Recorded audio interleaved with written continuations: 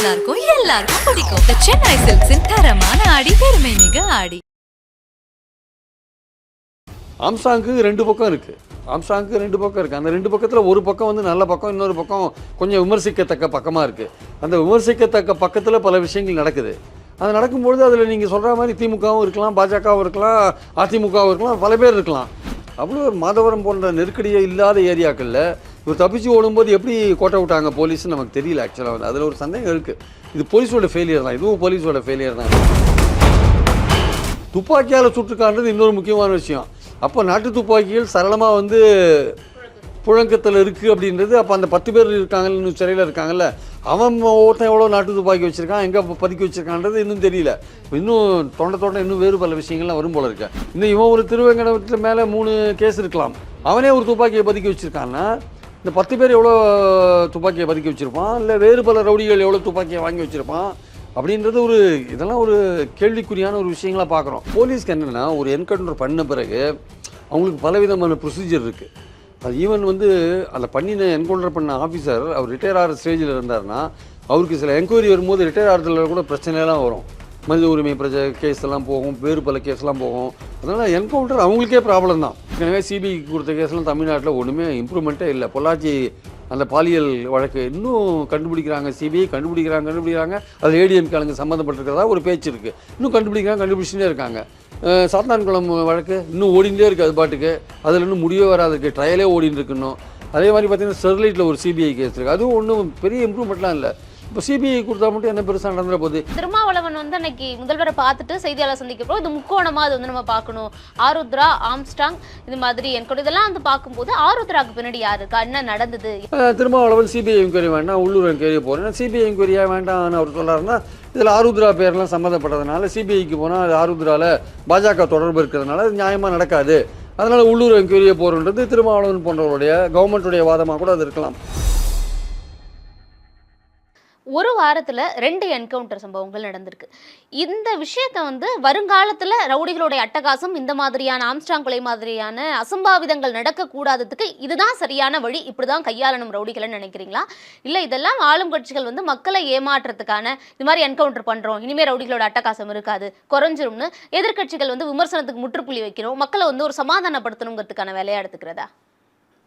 இல்லை, இந்த என்கவுண்டர்ன்றது வந்து மக்கள்கிட்ட 2 விதமான ஒப்பீனியனை உருவாக்கும். ஒரு சாரார் வந்து என்ன சொல்லுவாங்க, இப்படி தான் ரவுடிகளெல்லாம் அடக்கணும், இரும்புக்கரம் கொண்டு இவங்களெல்லாம் இப்படி தான் இப்போ போட்டு தள்ளணும் அப்படின்னு சொல்கிற ஒரு குரூப் இருக்கும்.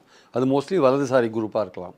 இன்னொரு குரூப் இருக்குது, அது வந்து மனித உரிமைகள்லாம் பேசுகிற ஒரு குரூப்பு. இல்லை இது தப்பு, இது இந்த போலீஸ் சொல்கிற கதையெல்லாம் நம்ம நம்ப வேண்டாம், வேணும்னு போட்டு தள்ளிட்டாங்க அப்படின்னு ஒரு நேஷனல் ஹியூமன் ரைட்ஸ் கமிஷன்லாம் வந்து விசாரிக்கணும்னு சொல்கிற ஒரு குரூப்பும் ஒன்று இருக்குது. அது மாதிரி 2 விதமாக இருக்கும். ஆனால் போலீஸுக்கு வந்து ஒரு என்கவுண்டர்ன்றது சாதாரண விஷயம் இல்லை.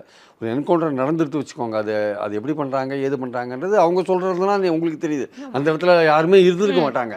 எல்லாமே வந்து ஒவ்வொருத்தருடைய அனுமானத்தின் பேரில் அங்கே இருக்கிற போலீஸு அன்அஃபிஷியலாக யார்கிட்டயா சொன்னாங்கன்னா அதன் மூலமாக தெரிய வரும், உண்மையான விஷயங்கள் என்னென்னு தெரிய வரும். ஸோ அப்படி இருக்கும்பொழுது இந்த ஒவ்வொரு என்கவுண்டருமே இதுக்கு முன்னாடி தமிழ்நாட்டில் என்கவுண்டர் நடக்காதே இருக்குது. அயோத்தியா வீரமணி, வெள்ளை ரவி, இந்த மாதிரி பங்குமார், ஆசை தம்பி, கபிலனு, மணல்மேடு சங்கர், இப்படி வரிசையாக ஒரு பெரிய பட்டியலே சொல்லிட்டு போகலாம். துரை, இப்போ நீங்கள் சொன்ன புதுக்கோட்டை துரை உட்பட. ஸோ இது மாதிரி நிறையா என்கவுண்டர் நடந்தது. அவங்களுக்கு போலீஸ்க்கு என்னென்னா ஒரு என்கவுண்டர் பண்ண பிறகு அவங்களுக்கு பலவிதமான ப்ரொசீஜர் இருக்குது. அது ஈவன் வந்து அந்த பண்ணின என்கவுண்டர் பண்ண ஆஃபீஸர் அவர் ரிட்டையர் ஆகிற ஸ்டேஜில் இருந்தார்னா அவருக்கு சில என்கொயரி வரும்போது ரிட்டையர் ஆகிறதுல கூட பிரச்சனைலாம் வரும். மனித உரிமை கேஸ் எல்லாம் போகும், வேறு பல கேஸ்லாம் போகும். அதனால் என்கவுண்டர் அவங்களுக்கே ப்ராப்ளம் தான். ஏன்னா அப்புறம் ஆர்டிஓ என்கொயரி வைக்கணும், ஆர்டிஓ வந்து நியாயமாக தான் நடந்ததுன்னு சொல்லணும், இது யாராவது கோர்ட்டில் கேஸ் போட்டாங்கன்னா அதுக்கெல்லாம் பதில் சொல்லணும். அதனால் அவங்களுக்கே வந்து என்கவுண்டர் கஷ்டமான விஷயந்தான். அதனால் இந்த என்கவுண்டர் ஆம்ஸ்ட்ராங் விஷயத்தில் என்கவுண்டர் 11 குற்றஞ்சாட்டப்பட்டவர்கள் இருக்காங்க. இதில் வந்து அவங்க இயல்பாகவே போலீஸ் காவலில் எடுத்து வந்து எல்லாரையுமே வந்து எங்கெங்கே ஆயுதங்கள் வச்சுருக்காங்க, ஏன்னா சாட்சியங்களை தேட வேண்டிய அவசியம் இருக்குது. நீங்கள் வெடிகுண்டு எங்கே வச்சுருக்கீங்க, அதை வச்சுருக்கீங்க. பட் அவங்க எதிர்பாராதது துப்பாக்கி. ஆமாம், துப்பாக்கி வந்து நாட்டு வெடிகுண்டு வச்சுருக்கிறதா தான் அவங்க மணலிக்கு தேட போகிறாங்க. அவங்க மணலிக்கு தேட போகிற இடத்துல நடுவில் மாதவரத்தில் ஏதோ அந்த இவர் வந்து இயற்கை இதுக்காக அங்கே இறங்குறாரு. ஆக்சுவலாக இறங்கினவர் தப்பிச்சு ஓடுறவர் என்ன பண்ணுறாரு, அவர் தேடுறாங்க. தேடி கொஞ்ச நாள் கழிச்சு தான் அவர் வந்து புழலில் எங்கேயோ ஒரு இடத்துல அவரை கண்டுபிடிக்கிறாங்க. ஆனால் நமக்கு என்ன வர சந்தேகம்னா அவ்வளோ மாதவரம் போன்ற நெருக்கடியே இல்லாத ஏரியாக்களில் இவர் தப்பிச்சு ஓடும்போது எப்படி கோட்டை விட்டாங்க போலீஸ்னு நமக்கு தெரியல. ஆக்சுவலாக வந்து அதில் ஒரு சந்தேகம் இருக்குது. இது போலீஸோட ஃபெயிலியர் தான், இதுவும் போலீஸோட ஃபெயிலியர் தான். ஒரு குற்றவாளியை நீங்கள் கூப்பிட்டு போகிறீங்க, அவன் தப்பிச்சு போகிற அளவுக்கு நீங்கள் வந்து பாதுகாப்பு அவ்வளோ குறைபாடு இருக்கலாமா? ஆக்சுவலாக வந்து நீங்கள் பிடிச்சிங்கன்னா அது சுட்டு தான் பிடிச்சிங்க. உயிரோடு பிடிச்சிருந்தீங்கன்னா அது வேறு விஷயம். சுட்டு தான் பிடிச்சிருக்கீங்க, அதுவும் அவன் துப்பாக்கியால் சுட்டுக்கான்றது இன்னொரு முக்கியமான விஷயம். அப்போ நாட்டு துப்பாக்கிகள் சரளமாக வந்து புழக்கத்தில் இருக்குது அப்படின்றது. அப்போ அந்த 10 பேர் இருக்காங்கல்ல, இன்னும் சிறையில் இருக்காங்கல்ல, அவன் ஒருத்தன் எவ்வளோ நாட்டு துப்பாக்கி வச்சுருக்கான், எங்கே பதுக்கி வச்சுருக்கான்றது இன்னும் தெரியல. இன்னும் தோண்ட இன்னும் வேறு பல விஷயங்கள்லாம் வரும் போல இருக்கு. அப்போ தமிழ்நாட்டில் வந்து துப்பாக்கி யாராவது வச்சுருக்காங்களா? எவ்வளோ பேர் வச்சுருக்காங்க? அது நாட்டு துப்பாக்கியாக கூட இருக்கட்டும். இவன் தப்பி ஓடினவன் ஒரு ஷெட்டில் இருக்கிறவன் துப்பாக்கியால் சுட்டான்றது போலீஸே எதிர்பாராத ஒரு விஷயமா இருந்திருக்கும். மிஞ்சி போனால் அவன் கத்தி வச்சுருப்பான், நாட்டு வெடி கொண்டு வச்சுருப்பான் தான் இவங்க நினச்சிருப்பாங்க. அவன் துப்பாக்கியால் சுட்டான்றது வந்து நிச்சயமாக வந்து இது ரொம்ப சீரியஸான விஷயமா நான் பார்க்குறேன். ஏன்னா தமிழ்நாட்டில் வந்து இந்த மாதிரியான துப்பாக்கிகள் வச்சுருக்கிறவங்க, அன்லைசன்ஸ்டு துப்பாக்கி வச்சுருக்கிறவங்க எவ்வளோ பேர்? இந்த ரவுடிகள்கிட்டலாம் துப்பாக்கி இருக்கா இல்லையா? அப்போ வந்து போலீஸ் வந்து இவங்களை சாதாரணமாக எந்த ரவுடியும் அணுக முடியாது போல் இருக்கு. ஏன்னா இவன் ஒரு திருவேங்கடத்தில் மேலே 3 கேஸ் இருக்கலாம், அவனே ஒரு துப்பாக்கியை பதுக்கி வச்சுருக்கான்னா இந்த 10 பேர் எவ்வளோ துப்பாக்கியை பதுக்கி வச்சுருப்பான், இல்லை வேறு பல ரவுடிகள் எவ்வளோ துப்பாக்கியை வாங்கி வச்சுருப்பான் அப்படின்றது இதெல்லாம் ஒரு கேள்விக்குறியான ஒரு விஷயங்களாக பார்க்குறோம். இப்போ இது பல விஷயங்களை அம்பலப்படுத்தியிருக்கு இந்த என்கவுண்டர் சம்பவம் ஆக்சுவலாக. அப்போ இவன் ஓடிப்போனவன் வந்து பிடிக்க முடியலன்றது ஒரு விஷயம், போலீஸோட ஃபெயிலியர் ஒரு விஷயம், துப்பாக்கி வச்சுருக்கிறது இன்னொரு முக்கியமான விஷயம். அப்புறம் அவனை போலீஸ் சுட்டாங்க. ஆனால் இன்னொரு முக்கியமான விஷயம் என்னென்னா, மொத்தம் வந்து 11 பேர் இருக்காங்க. அதில் வந்து இவன் என்கவுண்டரில் இறந்து போனான், போலீஸ் சொன்ன மாதிரி அவன் போலீஸ் சுட வந்தான், இவங்க சுட்டாங்க வச்சுக்கோங்க. அதே சமயம் பார்த்திங்கன்னா மீதி 10 பேர் இருக்கான்ல, இவங்க எல்லாமே கூட்டு சதி தான் பண்ணியிருக்கானுங்க. அதனால் இந்த 10 பேர்கிட்ட மிரட்டினாலே உண்மை வந்துடும் வெளியில். இப்போ எல்லாருடைய பாயிண்ட் என்னவாக இருக்குது? அது திருமாவளவனாக இருக்கட்டும், இல்லை அண்ணாமலையாக இருக்கட்டும், இல்லை ஈவன் எடப்பாடியாக இருக்கட்டும், சீமானாக இருக்கட்டும், எல்லாம் சொல்கிற விஷயம் என்ன? உண்மையான குற்றவாளிகள் கண்டுபிடிக்கப்படணும். அதுதான் பாயிண்ட் அங்கே ஆக்சுவலாக. அதில் அண்ணாமலையும் எடப்பாடியும் சீமானும் சிபிஐ என்கொயரி கேட்பாங்க. திருமாவளவன் சிபிஐ என்கொயரி வேண்டாம், உள்ளூர் என்கொயரி போகிறேன். சிபிஐ என்கொயரியாக வேண்டாம்னு அவர் சொல்கிறாருன்னா, இதில் ஆருத்ரா பேர்லாம் சம்மந்தப்பட்டதுனால சிபிஐக்கு போனால் அது ஆருத்ராவில் பாஜக தொடர்பு இருக்கிறதுனால அது நியாயமாக நடக்காது, அதனால் உள்ளூர் என்கொயரியை போகிறன்றது திருமாவளவன் போன்றவருடைய கவர்மெண்ட்டுடைய வாதமாக கூட அது இருக்கலாம். ஆனால் அண்ணாமலை போன்றவர்கள் திடீர்னு திமுக ஆட்கள் சம்மந்தப்பட்டிருக்காங்கன்னு அவர் சில ஃபோட்டோலாம் காமிக்கிறாரு.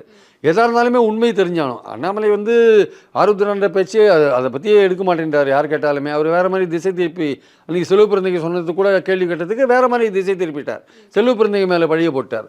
நமக்கு என்ன, நம்ம பாயிண்ட் என்னென்னா, அது ஆருத்ரா சம்மந்தப்பட்ட ஆளுங்க, அது தொடர்பான விஷயங்கள், யார் தூண்டி விட்டாங்க இந்த கொலையை, இது வந்து உண்மையே ஆற்காடு சுரேஷ் கொலைக்கு பழி வாங்குற கொலை தானா அப்படின்ற மாதிரியான பார்த்துட்டு பின்னாடி ஆருத்ரா விஷயங்கள் ஏதாவது இருக்கான்னு பார்க்கறது மட்டும் இல்லாமல், இவர் அண்ணாமலை சொல்கிற மாதிரி திமுக ஆட்கள் யாராவது கீழே தொடர்பில் இருக்கானா, அந்த கைது செய்யப்பட்டவங்க ஒருத்தன் வந்து பார்த்திங்கன்னா பாஜகவுடைய மண்டல தலைவராக இருக்கான், எஸ்சியோட திருநெல்வேலி பிரிவு மண்டல தலைவராக இருக்கான். அந்த மாதிரி இந்த ரவுடிகளுக்குள்ள கட்சி ஒரு முக்கியமான விஷயமா இல்லை போல் இருக்குது. எல்லா கட்சியும் சேர்ந்தவங்களும் இருக்காங்க, பாஜகவில் கொஞ்சம் அதிகமாக இப்போ இருக்காங்க.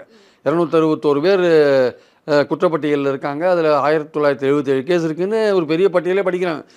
நம்ம பாயிண்ட் என்னென்னா வந்து உண்மை குற்றவாளிகளை கண்டுபிடிக்கிறதுக்கு தான் பண்ணணும். அப்போ அண்ணாமலை சொல்கிற மாதிரி போனால் இது ஏற்கனவே சிபிஐக்கு கொடுத்த கேஸ்லாம் தமிழ்நாட்டில் ஒன்றுமே இம்ப்ரூவ்மெண்ட்டே இல்லை. பொள்ளாச்சி அந்த பாலியல் வழக்கு இன்னும் கண்டுபிடிக்கிறாங்க, சிபிஐ கண்டுபிடிக்கிறாங்க. அது ஏடிஎம்காரங்க சம்மந்தப்பட்டிருக்கிறதா ஒரு பேச்சு இருக்குது. இன்னும் கண்டுபிடிச்சுட்டே இருக்காங்க. சாத்தான்குளம் வழக்கு இன்னும் ஓடிகிட்டே இருக்குது, அது பாட்டுக்கு அதில் இன்னும் முடிவே வராது இருக்குது, ட்ரையலே ஓடின்னு இருக்குன்னும். அதே மாதிரி பார்த்திங்கன்னா ஸ்டெர்லைட்டில் ஒரு சிபிஐ கேஸ் இருக்குது, அதுவும் ஒன்றும் பெரிய இம்ப்ரூவ்மெண்ட்லாம் இல்லை. இப்போ சிபிஐ கொடுத்தா மட்டும் என்ன பெருசாக நடந்துட போகுது? இந்த பர்டிகுலர் கேஸில் வந்து சிபிஐ ஏன் எடுக்கக்கூடாதுன்னா ஆருத்ரா சம்மந்தப்பட்ட விஷயங்கள் இங்கே இருக்குது. அதனால் அது வந்து அந்த ஆருத்ராவோட சீஃப் ஒருத்தன் இருக்கான், ராஜசேகர்னு, அவனையே துபாயிலேருந்து இங்கே கொண்டு வர முடியல, மத்திய அரசோட உதவி வேண்டியிருக்கு அதுக்கு. ஆக்சுவலாக இங்கே ஆர்கே சுரேஷ் அது இதுன்னு நிறைய பேர், ஹரீஷ்னு நிறைய பேர்லாம் சம்மந்தப்படுத்தி பேசிகிட்டு இருக்காங்க. அப்படிலாம் இருக்கும்போது திருமாவளவன் போன்றவர்கள் சிபிஐ வேண்டான்னு சொல்கிறாங்க. அண்ணாமலை போன்றவர்கள் சொல்கிறத நம்ம கேட்கும்போது உண்மை குற்றவாளிகளை கண்டுபிடிக்கணுன்ற அளவுக்கு அண்ணாமலை, எடப்பாடி, சீமான் சொல்கிறத ஒத்துக்கலாம். சிபிஐ வேணுமான்றது நமக்கு ஒரு கேள்விக்குறியாக இருக்குது. அதனால் வந்து இந்த பாயிண்டில் இந்த என்கவுண்டர் நடந்த விஷயம் இருக்குது இல்லையா, இந்த என்கவுண்டரில் திருவேங்கடம் இறந்தாலும் பரவாயில்ல, மற்ற 10 பேர் இருக்கிறதுனால இந்த விஷயத்தில் இன்வெஸ்டிகேட் பண்ணுறது வந்து போலீஸ்க்கு பெரிய விஷயமா இருக்காது அப்படின்றது என்னுடைய கருத்து. ஆனால் அதிமுக திமுக என்ன சொல்றாங்கன்னா, இன்னைக்கு ஜெயக்குமார் பிரஸ் மீட்ல சொல்றாரு, இதெல்லாம் கதை, திரைக்கதை, வசனம்லாம் பக்காவா எழுதியிருக்காங்க போலீஸ்காரர்கள். எப்படி வந்து கைது பண்ணும்போது அத்தனை கிலோமீட்டர் தூரம் ஒரு ஆள முதல்ல ஓட முடியுமா? கையில துப்பாக்கி எடப்பாடி கேட்கிற கையில விலங்கு மாட்டாம நீங்க எப்படி வந்து அழைச்சிட்டு போனீங்க? அப்படின்னு பல கேள்விகள் வந்து வைக்கப்படுது. இது எல்லாமே ஒரு திட்டமிட்டு இவங்க வந்து ஒரு என்கவுண்டர்ங்கிற ஒரு நாடகத்தை அரங்கேற்றி இருக்காங்கன்னு எதிர்க்கட்சிகள் குற்றச்சாட்டு வைக்கிறாங்க. அண்ணாமலை என்ன சொல்றாருன்னா, இப்படி என்கவுண்டர் செஞ்சு உண்மையான குற்றவாளிகளை வந்து நீங்க கண்டுபிடிக்க மாட்டேங்கிறீங்க. கைது பண்ணவங்களே இந்த மாதிரி திட்டம் போட்டு இந்த மாதிரியான விஷயங்கள் நடக்குது. இதெல்லாம் செய்ய சொன்னது யாரு? இவங்களுக்கு எல்லாம் காசு கொடுத்து இவங்க கூலிப்படைகள் மட்டும்தான். அப்ப உண்மை பின்னணி யாரு? உண்மையா பின்னாடி இருக்கக்கூடியது யாரு? அவங்கள கண்டுபிடிங்கிறாரு. அதாங்க அவங்கள கண்டுபிடிக்கிறது தான் இன்னும் மிச்சம் மீதி 10 பேர் இருக்காங்கல்ல, அவங்கள என்கொயரி பண்ணால் இது கூட்டு செய்தி தானே அது. அதில் ஒரு ஆள் தான் கொலை பண்ணா அப்படின்ற போது அந்த ஒரு ஆளை என்கவுண்டரில் போட்டிங்கன்னா அந்த உண்மை அத்தோட மறைஞ்சிடும், யாருக்கும் தெரியாது. இதில் தான் மீதி 10 பேர் இருக்காங்களே. நம்மளோட பாயிண்ட் என்னென்னா, அது ஒரு பக்கம் இருந்தால் கூட போலீஸ் வந்து அந்த இடத்துல கோட்டை விட்டாங்க. அதாவது நீங்கள் சுப்ரீம் கோர்ட்டோட ஒரு ஜட்ஜ்மெண்ட் இருக்குது என்னென்னா வந்து விசாரணை கைதிகள் இருக்காங்கல்ல, அவங்கள வந்து நீங்கள் வந்து கை விலங்கு போடுறதோ இல்லை அவங்கள வந்து கையை கட்டி கூட்டின்னு போகிறதோ சம்மந்தப்பட்ட போலீஸ் ஆஃபீஸரோட முடிவாக இருக்கலாம். மோஸ்ட்லி கை விலங்கு போடக்கூடாதுன்றது ஒரு பாயிண்ட்டு. ஆனால் போலீஸ் வந்து அவன் ரொம்ப சீரியஸான ஒரு ஆள், இவனை வந்து கை விலங்கு போட்டு தான் கொண்டு போகணும்னு நினச்சா கோர்ட்டுக்குள்ளே போகும்போது கை விலங்கு போட மாட்டாங்க, யாராக இருந்தாலும் எடுத்துருவாங்க. ஆனால் கோர்ட்டுக்கு வெளியில் வந்து போலீஸ் ஆஃபீஸர் வந்து நினச்சா கை விலங்கு போடலாம். பட் இவன் வந்து ஒரு பர்டிகுலர் பாயிண்டில் நான் வந்து எனக்கு இறங்கி இயற்கை உபாதையை கழிக்கணும் அப்படின்னு சொல்லும் போது நீங்கள் கை விலை இதெல்லாம் எடுத்து தான் விடணும். ஆனால் அதில் இன்னொரு கேள்வி இருக்குது. அவன் இறங்கி வந்து இவங்க போலீஸ் ஒரு குரூப்பாக போலீஸ் பார்த்துட்டு இருக்கும் போதே ஒருத்தன் ஓடுறான் அப்படின்னா அவனை வந்து எப்படி ட்ராக்கை மிஸ் பண்ணுறாங்க போலீஸ்காரங்கன்றது ஒரு கேள்விக்குறி. அவனை தேடுறாங்க. தண்டையார்பேட்டிலேருந்து ஒரு இன்ஸ்பெக்டர் வந்து தான் அவனை வந்து ஷூட் பண்ண வேண்டிய லெவலில் வந்து அவனை பிடிக்க வேண்டிய லெவலில் புழலில் போய் தேடுறாங்க. இவங்க கண்ணெதிர்க்க தானே ஓடுறான், இந்த குரூப்போட கண்ணெதிர்க்க தானே ஓடுறான் அவன். அது ஒன்றும் பெரிய நெருக்கடியான ஏரியாவும் கிடையாது. இப்போது பாரிஸ் கார்னர் மாதிரி ஒரு நெருக்கடியான ஏரியா, இல்லை ரங்கநாத் ஸ்ட்ரீட் மாதிரி நெருக்கடியான ஏரியா, உள்ளே பூந்து இந்த வீட்டில் பூந்து அந்த வீட்டில் பூந்தா அப்படிலாம் கிடையாது. அது மாதவரம் மாதிரி ஏரியாவில் ஒன்றும் பெரிய அளவு நெருக்கடியான ஏரியா கிடையாது. அந்த இடத்துல நீங்கள் வந்து உங்கள் கண்ணெதிர்க்க ஒரு குற்றவாளி குற்றம் சாட்டப்பட்டவன் ஓடின்னு இருக்கான்னா அவனை பிடிக்கிறதுக்கு அத்தனை மணி நேரம் ஏன் ஆச்சு, அவன் எப்படி ஒரு ஷெட்டில் போய் ஒரு 4-5 கிலோமீட்டர் தள்ளி ஒரு ஷெட்டில் போய் உட்காந்தான் அப்படின்ற பாயிண்ட்லாம் வந்து நியாயமான கேள்விகள். அதெல்லாம் வந்து மறுக்கிறதுக்கே இல்லை. அது வந்து நிச்சயமாக இது வந்து ஆர்டிஓ என்கொயரி இருக்குது, அதுக்கப்புறம் டீட்டெயில்டு என்கொயரி வரும். இந்த கேள்வியெல்லாம் வரதான் செய்யும். இதுக்கெல்லாம் போலீஸ் பதில் சொல்லி தான் ஆகணும் ஆக்சுவலாக. ஏன்னா அவங்க என்ன சொல்றாங்கன்னா, திமுக காரர்கள் இதில் இருக்காங்க. வழக்கறிஞர் அருள் வந்து வழக்கறிஞர் அணியில் வந்து இருக்காரு. அவரு மூலமா அவர் மொபைல் நெட்வொர்க்கை சர்ச் பண்றப்ப அதுல ஒரு 3 பேர் வந்து கிடைச்சிருக்காங்க. அதுல சீனிவாசன்கிறவர் வந்து அவரும் வந்து உள்ளாட்சியில வந்து ஒரு பொறுப்புல திமுகல இருக்காரு. அப்போ இப்படி குற்றம் சாட்டப்பட்டவர்கள் அவருடைய பின்னணியில இருக்கவங்க எல்லாருமே திமுக இருக்காங்க அப்படின்னா திமுகவுக்கு இதுல ஏதாவது தொடர்பு இருக்கான்னு நம்மளை கேட்கிறாரு. திமுகவுக்கு இதில் தொடர்பு இருக்கிறதுக்கான வாய்ப்பு என்னங்க இருக்குது? பகுஜன் சமாஜ் பார்ட்டின்னு அவ்வளோ பெரிய பார்ட்டியாக தமிழ்நாட்டில் இல்லை வந்து ஆம்ஸ்ட்ராங்னு இறந்து போயிட்டார். அவர் இறந்தது கொலை வந்து அதிர்ச்சி தக்க விஷயம், கண்டிக்கத்தக்கது. அவர் ஒன்றும் பெரிய தலைவர்லாம் கிடையாது. சென்னையில் வட சென்னையில் ஒரு பகுதியில், திருவள்ளூரில் ஒரு பகுதியில் ஒரு பெரிய ஆளாக இருந்திருக்கார். திமுகவுக்கு ஒன்றும் பகுஜன் சமாஜ் பார்ட்டி ஒன்றும் பெரிய எதிர்கட்சி, அரசியல் ரீதியான ஒரு பெரிய எதிர்கட்சியும் கிடையாது. ஆம்ஸ்ட்ராங்க்கு 2 பக்கம் இருக்குது. ஆம்ஸ்ட்ராங்க்கு 2 பக்கம் இருக்குது. அந்த 2 பக்கத்தில் ஒரு பக்கம் வந்து நல்ல பக்கம், இன்னொரு பக்கம் கொஞ்சம் விமர்சிக்கத்தக்க பக்கமாக இருக்குது. அந்த விமர்சிக்கத்தக்க பக்கத்தில் பல விஷயங்கள் நடக்குது. அது நடக்கும்பொழுது அதில் நீங்கள் சொல்கிற மாதிரி திமுகவும் இருக்கலாம், பாஜகவும் இருக்கலாம், அதிமுகவும் இருக்கலாம், பல பேர் இருக்கலாம். அந்த மாதிரிலாம் பார்த்துட்டு இந்த இன்வெஸ்டிகேஷனை ப்ரொசீட் பண்ணாங்கன்னா அது இந்த கவர்மெண்ட்டுக்கு கெட்ட பேர் தான் வரும். யாராக இருந்தாலும் போய் புக் பண்ணுங்கள். அது பாஜகவோட ஆறுதல் ஆட்கள் இருந்தாலும் புக் பண்ணுங்கள், திமுகவோட நிர்வாகிகள் கீழே வழக்கறிஞரோ நீங்கள் சொல்கிற மாதிரி இருந்தால் கூட யாராக இருந்தாலும் இன்வெஸ்டிகேட் பண்ணுங்கள், எந்த கட்சியாக இருந்தாலும் பரவாயில்ல. அதுதான் வந்து ஸ்டாலின் கவர்மெண்ட்டுக்கு வந்து நேர்மையான ஒரு அரசுன்ற ஒரு பெயரை வாங்கி தருமே தவிர, இந்த மாதிரி வந்து இவங்க திமுக ஆட்கள் இருக்காங்கன்னு இந்த மாதிரி இந்த என்கவுண்டரே வந்து திமுக ஆட்கள் இருக்காங்கன்றதுக்காக பண்ணப்பட்ட என்கவுண்டர் அந்த அளவுக்கு நம்ம இன்னும் அதை கொண்டு போக வேண்டிய அவசியம் இல்லை. இன்னும் இந்த என்கவுண்டரில் இன்னும் பல என்கொயரிலாம் போகும், பல விஷயங்கள்லாம் இன்னும் வரும் ஆக்சுவலாக. அதனால் எப்படிப்பட்ட என்கொயரி நடந்தது, அவர் எப்படி தப்பி போனார்லாம் இன்னும் நிறைய விஷயங்கள்லாம் வரலாம். ஏன்னா இதில் வந்து மனித உரிமை கமிஷன் வரும், இதில் வந்து ஆர்டிஓ என்கொயரிலாம் வரும், டீட்டெயில்டாக எல்லாம் பார்ப்பாங்க, விசாரணைலாம் பண்ணுவாங்க, எல்லா போலீஸ்காரங்களும் சாட்சி சொல்ல வேண்டியிருக்கும், எல்லாமே நடக்கும். அதனால் வந்து நம்ம எடுத்த உடனே வந்து திமுக காரணம், அது அதிமுக காரணம், பாஜக காரணம், இல்லை யாராக இருந்தாலும் எந்த கட்சிக்காரனாக இருந்தாலுமே இப்போ இந்த 10 பேர் மாட்டின்னு இருக்காங்கல்ல, இவங்ககிட்ட விசாரிக்கிற முறையில் விசாரித்தா யார் தூண்டி விட்டாங்க, என்ன ஏதுன்னு சொல்ல போகிறாங்க, யார் தொடர்பு இருக்குன்ட்டு. அதனால் இது ஒன்றும் பெரிய விஷயம் கிடையாது. அவங்க வந்து எந்த கட்சிக்காரங்கன்றது முக்கியம் இல்லை, எப்படி உண்மையை வந்து இந்த 10 பேர்கிட்ட வரவழைக்கிறது தான் முக்கியம். அந்த என்கவுண்டர் எப்படி நடந்தது அப்படின்றது வந்து இனிமேல் பல விஷயங்கள் வெளில வரும். அதுக்கு பொறுப்பானவங்க யாராக இருந்தாலும் அவங்க சட்டத்துக்கு முன்னாடி நிற்க வேண்டிய அவசியம் இருக்குது ஆக்சுவலாக. ஏன்னா அண்ணாமலை இப்படி சொல்றாரு. ஆனா திருமாவளவன் வந்து அன்னைக்கு முதல்வரை பார்த்துட்டு செய்தியாளர் சந்திக்கிறப்போ இது முக்கோணமா அது வந்து நம்ம பார்க்கணும். ஆருத்ரா, ஆம்ஸ்டாங் இது மாதிரி என்கவுண்டர் இதெல்லாம் வந்து பார்க்கும்போது ஆருத்ராக்கு பின்னாடி யாரு இருக்கா? என்ன நடந்தது? ஆற்காடு சுரேஷ் பக்கம் வந்து அந்த கொலை நடந்ததுன்னா அப்ப பாஜகவுக்கும் அதுக்கும் தொடர்பு இருக்குன்னு சொல்லி பாஜக பக்கம் நகர்த்துறாரு திருமாவளவன். அப்போ இது எந்த பக்கம் இவங்க மாத்தி மாத்தி எதிர்க்கட்சிகள் வந்து கோல் அடிச்சுட்டே இருக்காங்களே. இந்த எதிர்க்கட்சிகளோட இந்த விஷயங்கள் எல்லாம் கணக்கில் வச்சுக்கணும் போலீஸ். ஆக்சுவலாக ஒரு பக்கம் திருமாவளவன் சொல்கிறதையும் கேட்கணும், ஒரு பக்கம் அண்ணாமலை சொல்கிறாருல திமுக நிர்வாகிகள்லாம் அதையும் பாருங்கள். எல்லாம் பார்த்துட்டு நியாயமான ஒரு விசாரணையை சென்னை போலீஸ் கமிஷனர் வந்து எடுக்கணுன்றது நம்மளுடைய பாயிண்ட்டு. அதில் வந்து இந்த என்கவுண்டர் வந்து இந்த இன்வெஸ்டிகேஷனில் ஒரு விமர்சனம் பண்ணக்கூடிய லெவலில் இந்த என்கவுண்டர் இருக்குது ஆக்சுவலாக. ஏன்னா வந்து ஒரு முக்கியமான குரூஷியலான ஒரு ஒரு ஒரு பயங்கரமான கொலை நடந்திருக்கு. அதுக்கு தான் அவங்க நேற்று இந்த கொலையில் சம்மந்தப்பட்டவங்க தான் அந்த 11 பேர்ன்றதுக்காக ஒரு வீடியோ நேற்று வந்திருக்கு. போலீஸே வெளியிட்ட வீடியோன்னு சொல்கிறாங்க. இருக்கலாம் அந்த 11 பேர் தான் கொலை பண்ணாங்கன்னு காமிக்கிறதுக்காக அந்த வீடியோ விட்டுருக்காங்க. அது உண்மையாக கூட இருக்கலாம், உண்மை தான் வேறு. ஆனால் அவங்களை தூண்டி விட்டது யாருன்றது தான் பாயிண்ட்டிங்க. பின்னாடி இருக்கிறவங்க யாரும் தான் பாயிண்ட்டு. அவங்களுக்கும் அந்த தண்டனை இல்லை, கொலைக்கு தூண்டின ஒரு தண்டனை அவங்களுக்கு வரும் இல்லையா? அதை கண்டுபிடிக்கிறது தான் போலீஸோட முக்கியமான வேலையாக இருக்க முடியும். இதோட நம்ம ஆற்காடு சுரேஷ்க்கு பழிவாங்கன்றதோட இதை முடிச்சிடுவீங்களா, இல்லை இதுக்கு பின்னாடி இருக்கிற விஷயங்களை பார்க்க போகிறீங்களான்றது தான் திருமாவோட கேள்வியாகவும் இருக்குது, அண்ணாமலையோட கேள்வியாகவும் இருக்குது. அப்படி தான் நம்ம பார்க்குறோம். அதனால் Madras police, Chennai police commissioner வந்து க்ளீனாக வந்து இதில் எந்த கட்சி சம்மந்தப்பட்டாலுமே சரி, இதை ஒரு கொலை, இந்த கொலைக்கு யார் காரணம், இதுக்கு பின்னணி யார், இதை கண்டுபிடிக்க வேண்டிய பொறுப்பு இருக்குது. அந்த பாதையில் போகும்போது இந்த என்கவுண்டர் வந்து அவங்களுக்கு ஒரு சின்ன சங்கடமாக இருக்குது. அது வந்து விமர்சிக்கத்தக்க ஒரு விஷயமா மாறிடுது. என்னடா அது 11 பேரில் ஒருத்தனை கொண்டுட்டாங்களே. நான் ஏற்கனவே முதலே சொன்னேன்ல, போலீஸ் சொல்கிற கதையை வந்து என்கவுண்டரில் பெரும்பாலும் மக்கள் நம்புறதில்லை அப்படின்னு. அப்போ இந்த மாதிரி முக்கியமான இந்த கொலை வழக்கில் வந்து ஒரு என்கவுண்டர் நடக்கும்போது ஏதாவது உண்மையை மறைக்க பார்க்குறாங்களான்ற எண்ணம் இயல்பாகவே தோன்றுவது இருக்கும். அதனால் வந்து போலீஸ்க்கு இன்னும் ரெஸ்பான்சிபிலிட்டி கூடுதலாக வருது. இப்போ உண்மையான குற்றவாளியை கண்டுபிடிக்கிறதுல பொறுப்பு இன்னும் அதிகமாக அது போலீஸ்க்கு. ஸோ சென்னை போலீஸ் கமிஷனர் பொறுத்த மட்டும் அவர் ஐ திங்க் நியாயமாக நடப்பாருன்னு. ஏன்னா அவரை பொறுத்த மட்டும் நல்ல நேர்மையான அதிகாரியாக இருக்கார். அவர் நிச்சயமாக கண்டிப்பாக அது உண்மை குற்றவாளிகளை கண்டுபிடிப்பார். இதில் இருக்கிற அரசியலை விட்டுருங்க, அண்ணாமலை சொல்கிற அரசியலோ இல்லை திருமாவளவன் சொல்கிற தலித் அரசியலோ இல்லை எடப்பாடி பண்ணுற அரசியலோ அதெல்லாம் விட்டுருங்க. ஒரு ஒரு கொலை நடந்திருக்கு, மோசமான கொலை, சட்டம் ஒழுங்கு கேள்வி கேட்குற மாதிரியான ஒரு கொலை இங்கே நடந்திருக்கு. அப்போ போலீஸோட கடமை வந்து மக்களுக்கு நம்பிக்கையை கொடுக்கணும், பாதுகாப்புன்ற நம்பிக்கையை கொடுக்கணும். யாருக்கு வேணால் என்ன வேணால் நடக்கும்ன்ற அந்த எண்ணம் வர மாதிரி வச்சுக்கூடாது. இது அந்தளவுக்கு போலேன்னா கூட இது மாதிரி இன்னும் 2 இது மாதிரி நடந்ததுன்னா வந்து மக்கள் வந்து இந்த அரசாங்கத்துக்கு மேலே கூர்மையான விமர்சனத்தை வைப்பாங்க. என்ன யாருக்குமே பாதுகாப்பு இல்லை அப்படின்னு பேச்சு வர மாதிரி வச்சுக்கூடாது. அப்போ உண்மை குற்றவாளிகளை கண்டுபிடிச்சு சட்டத்துக்கு முன்னாடி இம்மிடியேட்டாக நிறுத்த வேண்டிய அவசியம் இருக்குது. அதனால் சென்னை போலீஸ்க்கு ரொம்ப கூடுதல் பொறுப்பு இருக்கு. இந்த என்கவுண்டர் வந்து அவங்களுக்கு வந்து ஒரு சின்ன தடுமாற்றத்தை உண்டாக்கி. ஏன்னா இது ஒரு மனித உரிமை மீறல்ங்கிற மாதிரி. என்ன ஒரு வாரத்தில் 2 என்கவுண்டர். இன்னைக்கு வந்து புன்னை பாலாவுடைய மனைவி வந்து என்னுடைய கணவருக்கு இது மாதிரி எதுவும் நடந்துடக்கூடாதுன்னு சொல்லி கமிஷனர் கிட்ட வந்து ஒரு மனு கொடுக்குறாங்க. அன்னைக்கு துரையை வந்து புதுக்கோட்டையில் என்கவுண்டர் பண்ணும்போது கூட அந்த பிரேம்குமார் என்ன ஆனாருன்னு இப்போ வரைக்கும் நிலைமை தெரியலங்கிறாங்க.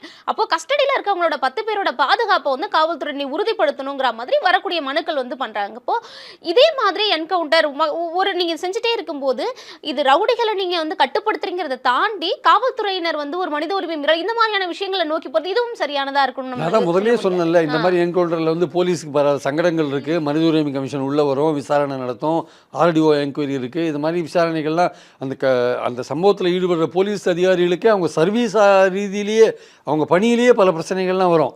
இப்போ சமீபத்தில் வெள்ளத்துறையை கடைசியெல்லாம் ரிட்டையர் ஆகிறதுக்கு முன்னாடி ஏன் அவரை சஸ்பெண்ட் பண்ணாங்க? அவர் பல என்கவுண்டர் பண்ணியிருக்கார். ஏதோ ஒரு கேஸில் நிலுவையில் இருக்குது அது அந்த என்கவுண்டர் கேஸு. அதனால் அவரை வந்து சஸ்பெண்ட் பண்ணாங்க. நல்ல வேளையாக ஸ்டாலின் அவர்கள் தலையிட்டு அந்த சஸ்பென்ஷனை ரத்து பண்ணாங்க. அதிகாரிகள் அமுதா ஹோம் செக்ரட்டரி பண்ணிட்டாங்க அதை.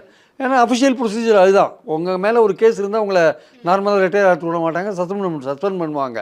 ஆனால் இந்த விஷயத்தில் முதல்வர் தலையிட்டு சரி பண்ணினார், நிலைமையை சரி பண்ணினார். ஸோ இந்த போலீஸ் அதிகாரிகளுக்கே பல பிரச்சனைகள் இருக்குது. அவங்களுக்கே வந்து இந்த மாதிரி சம்பவம் வந்து ஒரு கசப்பான ஒரு இடாயோ இதில் மாட்டின்ட்டோமே நம்பன்னு அவங்க நினைப்பாங்க. அதனால் இதை வந்து இயல்பாக பண்ணணும்னு நினைக்க மாட்டாங்க. ஆனால் அதுக்குன்னு போலீஸ் சொல்கிற முழு வருஷனையும் நம்ம நம்பணுமானா அதுவும் ஒரு விசாரணைக்கு அப்புறம் தான் நம்ம சொல்ல முடியும். ஏன்னா மக்களுக்கு வந்து இந்த மாதிரி என்கவுண்டர் மேலே நம்பிக்கை போயிடுச்சு. அதை போட்டு தள்ளுவாங்கப்பா போலீஸ் இதை அப்படின்ற மாதிரி தான் பேச்சு வருது. அதனால் வந்து இது வந்து போலீஸ்க்கும் சிக்கலான விஷயம், மக்களும் வந்து இதை பெரும்பாலும் நம்ப மாட்டேன்றாங்க. அதனால் இந்த போலீஸ் வந்து இதெல்லாம் தாண்டி தான் இந்த இன்வெஸ்டிகேஷனை வந்து கொண்டு போக வேண்டியதாக இருக்குது. ஆளுகின்ற அரசாங்கத்து மேலேயும் விமர்சனம் அதிகமாக விழுது. ஸோ வந்து இந்த வட்டத்தில் பார்க்கும் பொழுது போலீஸ்க்கு பெரிய ஒரு பொறுப்பு இருக்குது. உண்மையான குற்றவாளிகளை தக்க ஆதாரத்தோடு கொண்டு கோர்ட்டில் ப்ரொடியூஸ் பண்ணி தண்டனை வாங்கி கொடுக்கணுன்றதுக்குள்ள அது அவங்களுக்கு ஒரு பெரிய சவாலாக இருக்குது. அரசியல்லாம் தாண்டி அவங்க செயல்பட வேண்டிய அவசியம் இருக்குது. அது இந்த கவர்மெண்ட்டு அதுக்கு அலோவ் பண்ணணும்னு நினைக்கிறேன் நிச்சயமாக.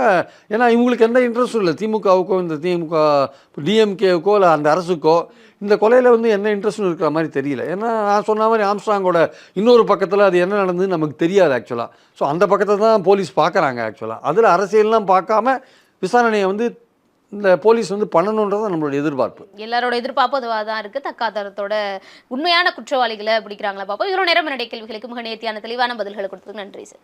எல்லாமே நல்லா இருக்கும், எல்லாருக்கும் பிடிக்கும். The Chennai Silks in தரமான ஆடி பெருமை மிக ஆடி.